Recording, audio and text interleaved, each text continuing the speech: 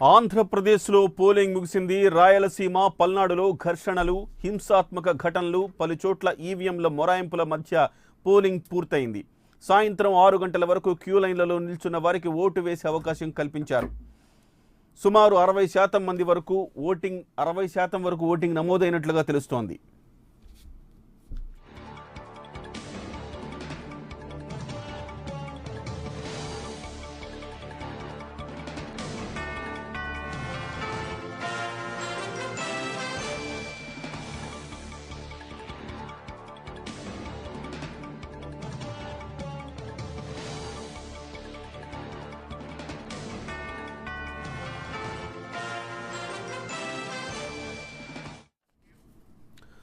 మొత్తంగా 6 గంటల సమయం దాటింది. ఇప్పటి వరకు ఎవరైతే క్యూ లైన్లలో ఉంటారో వాళ్ళందరికీ ఓటు వేసే అవకాశం కల్పిస్తామని అధికారులు చెప్తున్నారు. అయితే ఇవాళ ఉదయం నుంచి అనేక అవాంతరాల మధ్య, అనేక ఇబ్బందుల మధ్య పోలింగ్ ప్రక్రియ అయితే ముగిసింది. చిన్న చిన్న ఘటనలు జరిగాయి, అక్కడక్కడ ఇబ్బందులు జరిగాయి, చెదురుమదురు ఘటనలు జరిగాయి. పోలింగ్ బూతుల్లో సరైన సౌకర్యాలు లేని పరిస్థితి చూసాం, ఈవీఎంలు సరిగా పనిచేయని పరిస్థితి చూసాం. మొత్తంగా చూస్తే కనుక అనుకున్న దానికంటే కొంత పోలింగ్ శాతం తగ్గినట్టుగా కనపడుతోంది. అధికారులు ఇప్పటివరకు అధికారిక సమాచారం ఇంకా రిలీజ్ చేయలేదు. అయితే దీనికి సంబంధించి మా అసిస్టెంట్ ఎడిటర్ కృష్ణ సాయిరామ్ గారి ఎనాలిసిస్ ఒక్కసారి మనం తీసుకుందాం. Krishna Sairam, good evening. కృష్ణ సాయిరామ్, ఎట్లా కనపడుతోంది మొత్తంగా ఉదయం నుంచి జరుగుతున్న పరిణామాలు ఎట్లా మనం అర్థం చేసుకోవాలి? పోలింగ్ సరళిని చూస్తే మీకేమనిపిస్తుంది? మనం ముందుగా అనుకున్న దానికంటే తక్కువ పోలింగ్ నమోదైందని కొంతమంది చెప్తున్నారు. నిజమా? ఎందుకు అలా జరిగింది? మీ విశ్లేషణ ఏంటి? ముఖ్యంగా ఈ ముక్కోణపు పోటీ అంటే ట్రయాంగులర్ ఫైట్ ఉండడం వల్ల పోలింగ్ పర్సంటేజ్ బాగా ఎక్కువగా ఉంటుందనేటటువంటి అంచనాలు ఉన్నాయి. అయితే ప్రధానంగా మార్నింగ్ 28 నియోజకవర్గాల్లో ఘర్షణాత్మకమైనటువంటి వాతావరణము, పరస్పరం దాడులు, తర్వాత ఈవీఎంలకు సంబంధించినటువంటి సాంకేతికమైనటువంటి సమస్యలు, వీటన్నిటితోటి కూడా కొంత ఏం జరుగుతుందో అనేటటువంటి ఆందోళన నెలకొంది. అందువల్ల పోలింగ్ పర్సంటేజ్ చూస్తే కనుక ఉదయం 10-11 గంటల ప్రాంతం వరకు కూడా నామినల్గా 12-13% మాత్రమే పరిమితమైనటువంటి వాతావరణం ఉంది. ఆ తర్వాత 12 గంటల నుంచి 2 గంటల మధ్యలో కొంత పోలింగ్ జరిగింది. తర్వాత 3 గంటల నుంచి మళ్ళీ పుంజుకున్నట్లుగానే చెప్పాల్సి ఉంటుంది. ఓవరాల్గా ఇప్పుడున్నటువంటి సమాచారం, మన నెట్వర్క్ నుంచి సేకరించినటువంటి సమాచారం, అధికారికంగా 3 గంటల వరకు ఎన్నికల కమిషన్ ప్రకటించినటువంటి సమాచారాన్ని విశ్లేషించుకుంటే కనుక ఓవరాల్గా ఇప్పటి వరకు 68.5% వరకు కూడా పోలింగ్ జరిగినట్లుగా మనం చెప్పుకోవాల్సి ఉంటుంది. మొత్తం మీద ఈ చివరి దశ అంటే ఇప్పుడు 6 గంటలకు అధికారికంగా పోలింగ్ ముగిసినట్లుగా ప్రకటించినప్పటికీ ఇప్పటికే పోలింగ్ బూత్ల వద్దకు చేరుకున్నటువంటి వారందరికీ కూడా 7 గంటలైనా, 8 గంటలైనా, 9 గంటలైనా వారందరూ కూడా ఓటు హక్కును వినియోగించుకునేలా చూస్తామని ఎన్నికల కమిషన్ ప్రకటించింది. సాధారణంగా కూడా అలాగే జరుగుతూ ఉంటుంది. ఇప్పటికే అన్ని చోట్ల కూడా దాదాపు 42,000 బూతుల పై చిలుకున్నటువంటి అన్ని చోట్ల కూడా వందలాది మంది బూతుల వద్ద వెయిట్ చేస్తున్నట్లుగా మనకి సమాచారం అందుతుంది.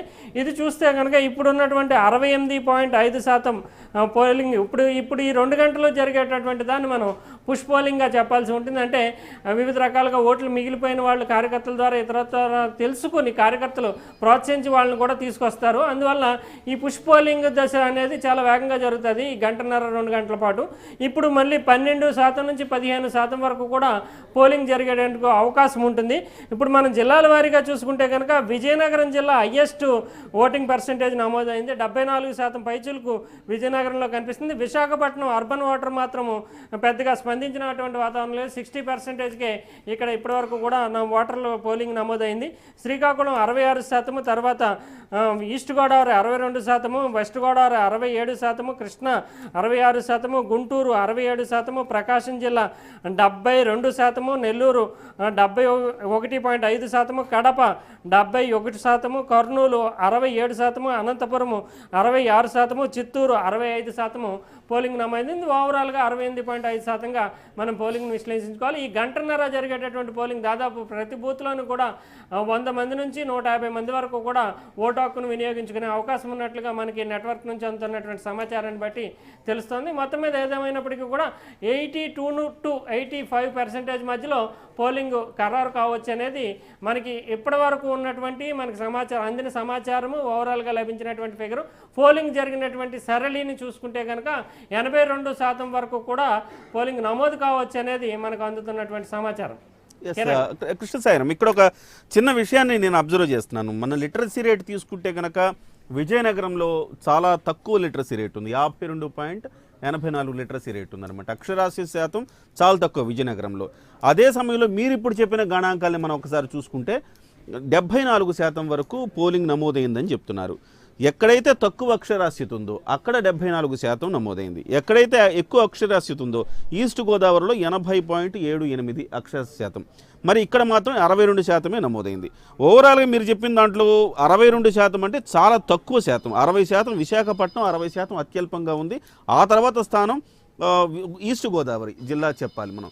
ఈస్ట్ గోదావరి జిల్లాలో 80% అక్షరాస్యత ఉంటే 62% పోలింగ్ నమోదైంది. అంటే ఇక్కడ ఎట్లా కనపడుతుందంటే ఎక్కడైతే అక్షరాస్యత శాతం ఎక్కువ ఉంటుందో అక్కడ ఓటింగ్ తక్కువ నమోదైనట్టుగా ఇప్పుడున్న గణాంకాలను బట్టి మనకు తెలుస్తూ ఉంది. అంటే అసలు అక్షరాస్యత శాతానికి ఓటింగ్ శాతానికి ఏమన్నా మనం ఒక బేరేజ్ ఒక పొంతను కుదుర్చుకోవచ్చా, లేకపోతే నిజానికి అక్షరాస్యత శాతం ఎక్కువ ఉండే చోట నిజంగా చెప్పాలంటే అవగాహన ఓటింగ్ మీద అవగాహన బాధ్యత ఎక్కువ ఉంటుంది, వాళ్ళు ఓటేస్తారని అనుకుంటాం. కానీ ఎక్కడైతే అక్షరాస్యత శాతం తక్కువ ఉందో అక్కడే ఎక్కువ పర్సెంటేజ్ నమోదైంది. ఎట్లా చూస్తారు దీన్ని? ప్రధానంగా మనకి ఓటర్ పెర్సెప్షన్ యాటిట్యూడ్ కూడా చెప్పుకోవాల్సి ఉంటుంది. తమ ఓటు హక్కుని తమ బాధ్యతగా ఖచ్చితంగా ఓటేసేటటువంటి వాళ్ళు నిరక్షరాస్యులు లేదంటే గ్రామీణ ప్రాంతాల ప్రజలు ఎక్కువగా ఉంటారు. పట్టణ ప్రాంతాల్లో చూస్తే కనుక ఎడ్యుకేటెడ్ పీపుల్ కానీ వీళ్ళు కానీ కొంత ఉదాసీనత నిర్లక్ష్యము. ఉదాహరణకి మనం హైదరాబాద్ నగరాన్ని తీసుకుంటే హైదరాబాద్లో ఎడ్యుకేటెడ్ పీపుల్ ఉంటారు, ఉద్యోగస్తులు ఉంటారు, ప్రభుత్వ ఉద్యోగులు, కార్పొరేట్ ఉద్యోగాలు చేస్తున్న వాళ్ళు, కొంత ఎడ్యుకేటెడ్ పీపుల్ ఉంటారు. అయినా ఎప్పుడు కూడా 50-52% పరిమితం అవుతాం. అంటే దాదాపు సగం మంది ప్రజలు ఓటు హక్కుని తమ బాధ్యతగా భావించినటువంటి ఒక దుస్థితి మన దేశంలో కొనసాగుతుంది. ఇక అర్బన్ ఓటర్ల కంటే కూడా ప్రధానంగా గ్రామీణ ప్రాంతాల్లో ఉండేటటువంటి ఓటర్లు తమ ఓటు హక్కును ఖచ్చితంగా వేసుకోవాలనేటటువంటి భావనలో ఉంటారు. తర్వాత అదో పండుగగా కూడా భావిస్తూ ఉంటారు. తర్వాత అక్కడ ఉండేటటువంటి కార్యకర్తలు కావచ్చు, పంచాయతీ సర్పంచ్ మొదలు అక్కడ వార్డు మెంబర్ల వరకు కూడా ఓటర్లని తీసుకెళ్ళడానికి కూడా ప్రయత్నం చేస్తారు. తర్వాత వారు కూడా తమ ఇంటి నుంచి మీరు ఓటు వేశారా అని పక్కింటి వాళ్ళ గురించి పొరుగింటి వాళ్ళ గురించి ఎంక్వైరీ చేసుకునేటటువంటి విధానం కూడా ఉంటుంది. ఇక్కడైతే అర్బన్లో ఎవరు పట్టించుకోరు, తమంతట తాము వెళ్ళి ఓటు వేస్తే వేయడము లేదంటే లేదు. తర్వాత దీన్ని ఒక పండుగ దినంగా అంటే ప్రజాస్వామ్య పండుగ దినంగా కాకుండా సెలవు దినంగా అర్బన్ ఓటర్స్ భావిస్తూ ఉంటారు. విజయనగరం చూస్తే కనుక మీరు చెప్పినట్టుగా అక్షరాస్యతలో వెనుకబడి ఉన్నప్పటికీ కూడా అక్కడ ప్రజలు అంటే ఒక సామూహికమైనటువంటి శ్రామిక వర్గాలకు చెందిన వాళ్ళు, వెనుకబడిన తరగతులకు చెందిన వాళ్ళు ఉంటారు. వాళ్ళంతా కూడా గ్రామీణ ప్రాంతాల ప్రజలు, వాళ్ళంతా కూడా ఓటు హక్కుని తమకు ఖచ్చితమైనటువంటి బాధ్యతగా తీసుకున్నట్లుగానే మనం చెప్పాల్సి ఉంటుంది. అదే సమయంలో విశాఖపట్నాన్ని చూస్తే కనుక విశాఖపట్నంలో ఉండేటటువంటి ట్రైబల్ ఏరియాలు వాటిని మినహాయిస్తే అక్కడ కూడా ఓటింగ్ బాగుంటుంది. కానీ అర్బన్ ఓటర్ కూడా ఎక్కువగానే ఉంటాడు విశాఖపట్నంలో. కానీ విశాఖపట్నంలో మాత్రం పోలింగ్ పర్సెంటేజ్ 60%కే పరిమితం అవడాన్ని ఇక్కడ నార్త్ ఇండియాకి చెందినటువంటి ప్రజలు ఉంటారు, తర్వాత ఎడ్యుకేటెడ్ పీపుల్ ఉంటారు, వ్యాపార వర్గాలు ఉంటాయి. అన్నీ ఉన్నప్పటికీ కూడా విశాఖపట్నం అంటే అర్బనైజ్డ్ పాలరైజేషన్ ఉండడం వల్ల 60%కి పరిమితమైనట్లుగా మనం చెప్పాల్సి ఉంటుంది. ఇక ఈస్ట్ గోదావరిలో కూడా కంపారిటివ్లీ చూస్తే కనుక తక్కువ పర్సెంటేజ్నే ఇప్పటివరకు నమోదైనట్లు చెప్పాలి. పుష్ పోలింగ్లో ఏమైనా పెరగొచ్చేమో చూడాలి.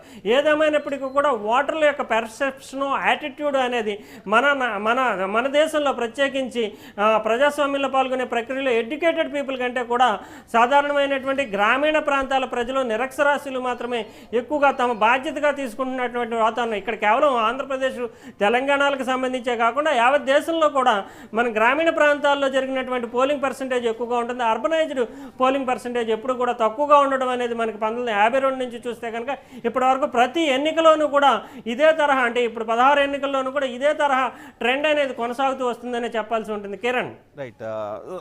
సాయిరామ్ గారు, ఇప్పుడు ప్రస్తుతం ఎలక్షన్ కమిషనర్ని కలవటానికి ముఖ్యమంత్రి బయలుదేరుతున్నారు అనే వార్తలు వస్తున్నాయి. నిన్న కూడా ఎలక్షన్ కమిషనర్ ఆయన కలిశారు, ఇబ్బందులు ఉన్నాయి వాటిని పరిష్కరించండి అని చెప్పి ఆయన అడిగారు. ఇవాళ కూడా మళ్ళీ వెళ్తారని చెప్తున్నారు. ఉదయం నుంచి కూడా మనం వింటున్న వార్తలు ఎక్కడికక్కడ. ఇక్కడ మన పక్కన కూతవేటు దూరంలో ఉండే తాడేపల్లిలో ఇప్పుడు ప్రస్తుతం అక్కడ ఉదయం నుంచి సరిగా లేదు, పోలింగ్ ఈవీఎంలు మొరాయించి 2100 ఓట్లు ఉంటే కేవలం 800 ఓట్లు మాత్రమే పడ్డాయని చెప్తా ఉన్నారు. సో ఇప్పుడు మిగతా ఓట్లన్నీ కూడా వేసి పంపించాలంటే ఈరోజు రాత్రి ఎంత టైం ఉన్నా కానీ అయ్యే పరిస్థితి కనబట్ల. అదే రిపోర్టు అదే ప్రాబ్లమ్స్ చాలా చోట్ల ఉన్నాయి. ఎట్లా చూడాల్సిన అవసరం ఉంది? ఈవీఎంలు మొరాయించడం కావచ్చు, సరైన ఏర్పాట్లు చేయకపోవడం కావచ్చు. గత ఎన్నికలు మనం చూస్తున్నాం, గత 2-3 ఎన్నికలు మనం నిశితంగా మనం పరిశీలిస్తున్నాం, మీడియాలో అబ్జర్వ్ చేస్తున్నాం. స్వయంగా నాకే ఇవాళ 3 నుంచి 4 గంటలు పట్టింది ఓటేయటానికి. సో ఎట్లా మనం దీన్ని విశ్లేషించుకోవచ్చు? ఎందుకు ఇంత కొంత ఇబ్బందికరమైన వాతావరణం కలిగిందంటారు? అంటే టెక్నికల్గా మన ఈ సాంకేతికంగా చూస్తే కనుక ఈవీఎంలకు సంబంధించినటువంటి ముందస్తు ఎక్సర్సైజ్ ఉంటుంది, ట్రైనింగ్ ఉంటుంది, తర్వాత పక్కా మాక్ పోల్ ఉంటుంది. ఇవన్నీ కూడా పూర్తి చేసుకోవాల్సి ఉంటుంది. ఏదేమైనప్పటికీ కూడా ఎన్నికల కమిషనే స్వయంగా 300 పైచీలకు ఈవీఎంలు సక్రమంగా పనిచేయలేదు, వాటిని దిద్దుబాటు చేస్తున్నాం, సర్దుబాటు చేస్తున్నాము అని దాదాపు 11-12 గంటల ప్రాంతాల్లో ప్రకటించింది. అంటే ఉదయం 7 గంటలకు పోలింగ్ మొదలైతే కనుక 5 గంటల పాటు కొన్ని అంటే వందలాది ఈవీఎంలు పనిచేయనటువంటి పరిస్థితి. వాటిని టెక్నికల్గా రెక్టిఫికేషన్ చేసేటటువంటి యంత్రాంగం కూడా ఎలక్షన్ కమిషన్కి లేనటువంటి పరిస్థితి మనకి కనిపించింది. అదే సమయంలో మనకి అప్పుడే చూస్తే కనుక ముఖ్యమంత్రి కూడా ఈవీఎంలు పనిచేయటం లేదు, అదే సమయంలో దాడులు జరుగుతున్నాయి, రీపోలింగ్ చేయాలి అనేటటువంటి కంప్లైంట్ కూడా ఎలక్షన్ కమిషన్కి ఇచ్చారు. ఇప్పుడు తమ వద్ద ఉన్నటువంటి ఆధారాలతోటి అంటే ఎలక్షన్ కమిషన్ బాధ్యత ఏంటంటే సాయంత్రం 6 గంటల లోపు ఎంతమంది ఓటర్లైనా కొన్ని వందల మంది ఉండొచ్చు, దాదాపు ప్రతి పోలింగ్ బూత్కి కూడా 1400 వరకు కూడా ఓటర్లు ఉంటారు. ఈ 1400 మందిలో దాదాపు 500 మంది ఓటు హక్కు వినియోగించుకోకపోతే 500 మంది వచ్చినా కూడా తెల్లవారుజాము వరకు అయినా సరే వారందరికీ ఉండేటటువంటి ఓటు హక్కును వినియోగించుకునేలా చూడాల్సినటువంటి బాధ్యత ఎన్నికల కమిషన్ మీద ఉంటుంది. అందువల్ల సమయం అనేది నిర్దేశం లేదు, 9 గంటలకు మూసేస్తాం, 10 గంటలకు మూసేస్తాం అనేటటువంటి ప్రసక్తే ఉండదు. అందువల్ల ఈ ఎన్నికల కమిషన్కి సంబంధించి ఈవీఎంలు ఎక్కడైతే మొరాయించినాయో తర్వాత రెక్టిఫై చేసి మళ్ళీ 12 గంటలకు 1 గంటకు పెట్టినటువంటి చోట్ల పోలింగ్ ప్రక్రియ అంటే మనకి మందకొడిగా సాగింది. అదే సమయంలో పర్సంటేజ్ ఆఫ్ పోలింగ్ కూడా పడిపోయింది. అక్కడ ఇప్పుడు కనుక వివిధ పార్టీల కార్యకర్తలు కావచ్చు, స్వచ్ఛందంగా ఓటర్లు కావచ్చు, తమ ఓటు హక్కును వినియోగించుకోవడానికి ముందుకు వచ్చి పోలింగ్ బూత్కి వెళ్తే కనుక వాళ్ళు ఖచ్చితంగా 12 గంటలైనా 1 గంట అయినా సరే వాళ్ళ ఓటుని వాళ్ళు వినియోగించుకునేందుకు అధికారం ఉంటుంది. ఆ బాధ్యతను నిర్వర్తించాల్సినటువంటి అవసరం కూడా ఎన్నికల కమిషన్ మీద ఉంటుంది. అయితే ఇప్పుడు ముఖ్యమంత్రి చంద్రబాబు నాయుడు కలవడానికి వెళుతున్నారన్నారు. అంటే తమ పార్టీ వర్గాల ద్వారా లభించినటువంటి సమాచారాన్ని విశ్లేషించుకున్న తర్వాత ఏ పోలింగ్ బూతుల్లో ఓటు హక్కు వినియోగించుకోవడానికి అవకాశం లేకుండా పోయింది, ఎక్కడెక్కడ దౌర్జన్యాలు చోటు చేసుకున్నాయి, ఎక్కడెక్కడ ఈవీఎంలు పనిచేయకపోవడం వల్ల ఓటర్లు తమ హక్కును కోల్పోయారనే విషయాలతోటి సమగ్రమైనటువంటి సాధికారికమైనటువంటి నివేదికతోటి ఎలక్షన్ కమిషన్ వద్దకు వెళ్ళవచ్చని, రీపోలింగ్కి సంబంధించినటువంటి వివరాలతో కూడా